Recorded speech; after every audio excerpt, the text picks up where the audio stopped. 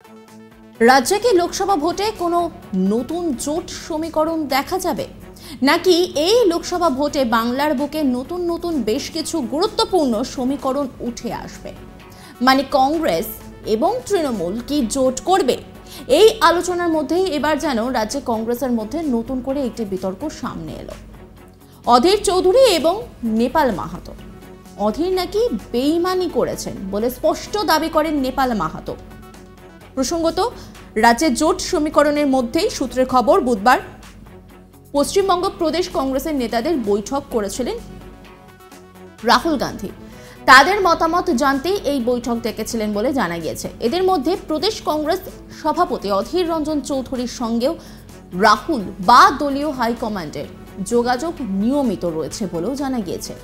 এই বৈঠকে নানা মতামত উঠে এসেছে প্রদেশ নেতাদের তরফে। তবে তাদের যাই মতামত থাকুক না কেন, সবাই চাইছেন হাইকমান্ডের নির্দেশ মেনেই চলতে। সূত্রের খবর, এই বৈঠকে কংগ্রেসের একটি অংশ তৃণমূলের সঙ্গে জোটে যাওয়ার পক্ষে নন, অনেকেই সিপিএম এর সঙ্গে জোট রেখে দেওয়ার পক্ষে। সূত্রের খবর, অধীর রঞ্জন চৌধুরী বৈঠকে নাকি বলেছেন পশ্চিমবঙ্গে তিনি জিতে এসেছেন কখনো সিপিএম, কখনো তৃণমূল এবং বিজেপির সঙ্গে লড়াই করে। আবারও কঠিন লড়াইয়ের জন্য তিনি প্রস্তুত, তবে তৃণমূলের সঙ্গে জোটের কথা তিনি ভাবতেই পারেন না। অধীর নাকি আরও দাবি করেন মালদা উত্তর ও দক্ষিণ, মুর্শিদাবাদ, জঙ্গিপুর, মুর্শিদাবাদ, দার্জিলিং ও রায়গঞ্জের মতো আসনে ভালো লড়াই দিতে পারবেন তারা। কংগ্রেসের হাইকমান্ডের তরফে রাহুল ছাড়াও বৈঠকে ছিলেন এআইসিসি সভাপতি মল্লিকার্জুন খার্গে, পশ্চিমবঙ্গ প্রদেশ কংগ্রেসের পর্যবেক্ষক চিল্লা কুমার, এআইসিসির সাধারণ সম্পাদক কেসি বেণুগোপাল সহ কংগ্রেসের আরও কয়েকজন। তবে অধীরের এই মন্তব্যের পরেই ক্ষোভ উগরে দিয়েছেন নেপাল মাহাতো। অধীর চৌধুরী বেইমানি করেছেন বলে দাবি করেন তিনি। নিজেকে বাঁচানোর জন্য বৈঠকে অন্য কোনো আসন নিয়ে বিশেষ একটা মুখ খোলেননি অধীর। অভিযোগ নেপাল মাহাতো। তৃণমূলের সঙ্গে এখনো পর্যন্ত আসন সমঝোতা নিয়ে কংগ্রেসের কথা হয়নি। বাংলার কংগ্রেস নেতাদের সঙ্গে কথা বলার পরে তৃণমূলের সঙ্গে জোট বা আসন সমঝোতা নিয়ে কথা বলবে আইসিসি, জানালেন কংগ্রেস নেতা নেপাল মাহাতো। মূলত সব দিক খতিয়ে দেখে এই জোটের বিষয়ে ভাববে কংগ্রেস। সূত্রের খবর, কংগ্রেস বলছে সম্মানজনক সূত্রেই নাকি তাদের মধ্যে জোট হতে পারে।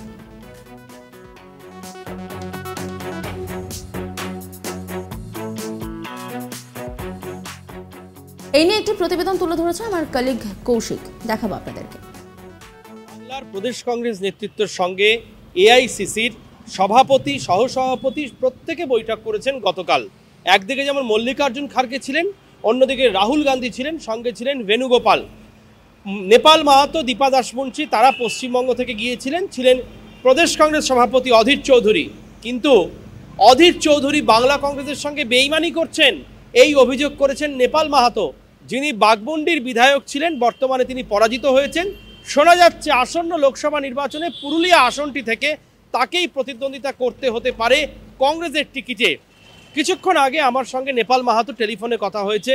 তিনি জানালেন গতকাল অধীর চৌধুরী মূলত বেইমানি করেছেন বাংলার কংগ্রেসের শীর্ষ নেতৃত্বের সঙ্গে। অর্থাৎ অধীর চৌধুরী ছাড়া দ্বিতীয় স্তরে যে সমস্ত নেতা নেত্রী রয়েছেন তাদের আসন সমঝোতা নিয়ে একটি কথাও বলেননি অধীর চৌধুরী। যদিও রাহুল গান্ধী জানিয়েছেন তৃণমূলের সঙ্গে এখনো পর্যন্ত পশ্চিমবঙ্গের আসন বন্টন নিয়ে কোনো রকম আলোচনাই হয়নি।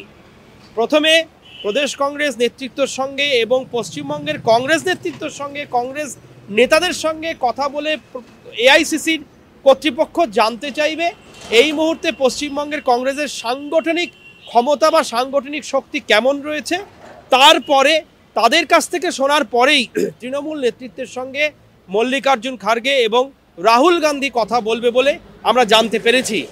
সূত্রের খবর, এখনো পর্যন্ত ইন্ডিয়া জোটের বৈঠকে রাহুল গান্ধী, সোনিয়া গান্ধীর সঙ্গে মমতা বন্দ্যোপাধ্যায়ের বিভিন্ন বিষয়ে আলোচনা হলেও আসন সমঝোতা বা আসন বন্টন বা শর্ত সাপেক্ষে আসন সমঝোতার কথা কিন্তু স্পষ্ট হয়নি। যে কথাটি বারবার উঠে আসছে, কংগ্রেস নেতৃত্ব বলছে পশ্চিমবঙ্গের সম্মানজনক শর্তে তৃণমূলের সঙ্গে যদি আসন সমঝোতা হয় তাহলেই তারা প্রতিদ্বন্দ্বিতা করতে প্রস্তুত। যদি সম্মানজনক শর্তে আসন সমঝোতা না হয় তাহলে কিন্তু সরে আসবে দীর্ঘদিনের অনেক দুধে কংগ্রেস নেতৃত্ব। গতকালের প্রদেশ কংগ্রেসের এই বৈঠকে এআইসিসির সঙ্গে প্রদেশ কংগ্রেস নেতৃত্বের এই বৈঠকে কিন্তু অনুপস্থিত ছিলেন আব্দুল মান্নান, বর্ষিয়ান কংগ্রেস নেতা, রাজ্যের প্রাক্তন বিরোধী দলনেতা। ছিলেন না সাংসদ প্রদীপ ভট্টাচার্য, সদ্য প্রাক্তন হয়েছেন তিনি।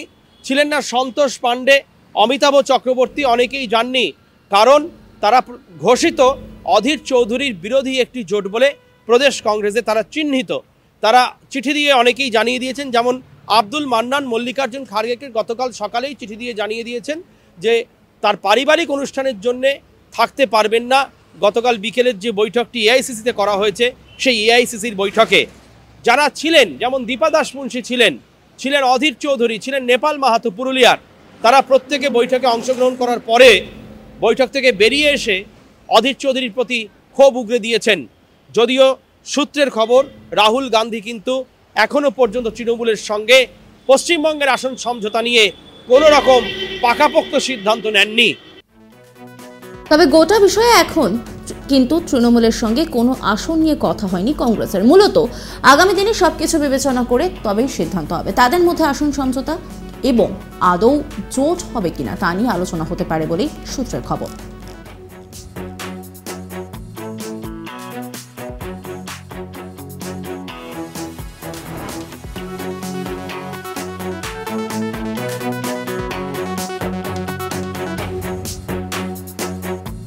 রাজ্যে কি লোকসভা ভোটে কোনো নতুন জোট সমীকরণ দেখা যাবে, নাকি এই লোকসভা ভোটে বাংলার বুকে নতুন বেশ কিছু গুরুত্বপূর্ণ সমীকরণ উঠে আসবে?